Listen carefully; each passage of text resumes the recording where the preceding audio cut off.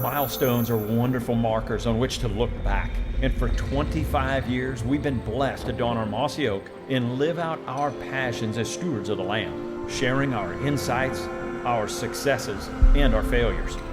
The culmination of what makes us who we are today. Overseeing the growth of our farms, our families, and the people we are proud to call friends. And thank you for once again inviting us into your hunting experience. We are proud to be Drury's. And we are truly proud to present Whitetail Madness 17. Welcome to Whitetail Madness 17, a chronological look at the fall of 2013. Mother Nature threw us curveball after curveball, particularly as it pertains to EHD. 2 years in a row of major EHD outbreaks. But the Drury Outdoors team grounded out. They focused in on individual deer. We're going to start at the top of the year and take you all the way to the bitter end. Enjoy Whitetail Madness 17. This one's one for the books. As we headed into the spring, turkey season comes and goes, and I was trying to figure out, do we put more food in the ground or less? Because clearly we've had an EHD die-off. Well, EHD was very, very prevalent across the entire Midwest, and it seems like the last couple of years have been worse than anything we've ever experienced. We've seen it in the past, but not to this degree. I estimate maybe 70 to 80% of my overall herd. I've certainly lost 70 to 80% of the bucks that I knew were around. To Terry's saying, is this the beginning of the end or a new beginning? It has to be a new beginning. So we've got to plant more food. We've got to be more diligent about our controlled burns. And we've got to do everything we can to ensure the deer that are still left that survived EHD are as healthy as they possibly can be going into this fall and into this coming winter.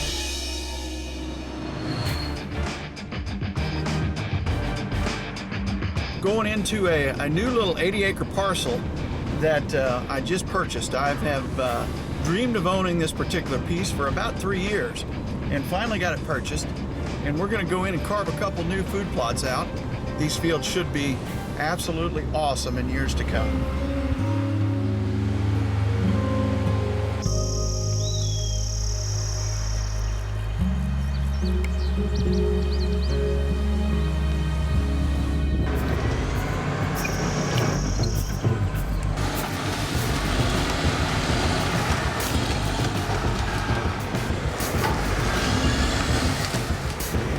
Job's doable if you got the right piece of equipment for the job. Big Bob Andrews, he's been running that cat for 50 years.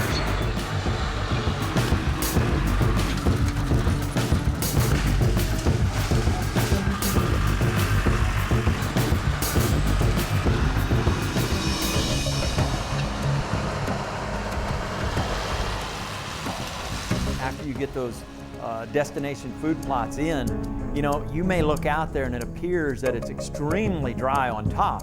Well, one of the tricks that we like to do, and it's pretty easy, you just get down and check and see what's the subsoil look like.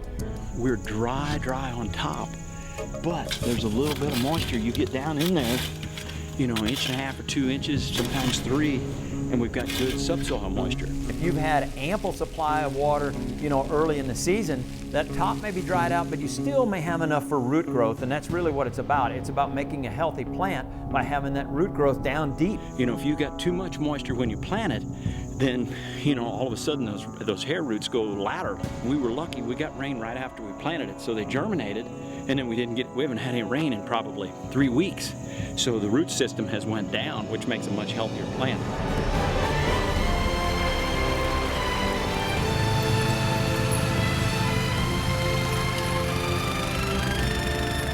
All right, we came in, tilled the plot, harrowed the plot. Now we're getting ready to put down deer radishes as well as a clover mix. We started this last year, and it is an awesome product by Delta Ag.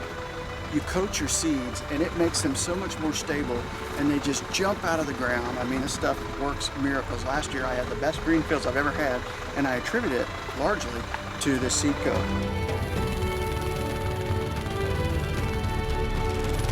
There's no guarantees in hunting, but I've got as much confidence in this spot as any spot we've got this year, at least here in Iowa. This is a killing spot. The no-name Booner, the Royd, and Big Daddy. I'm fairly certain something's going to be in trouble here. I shouldn't say that. I hope something's going to be in trouble here. We'll see him.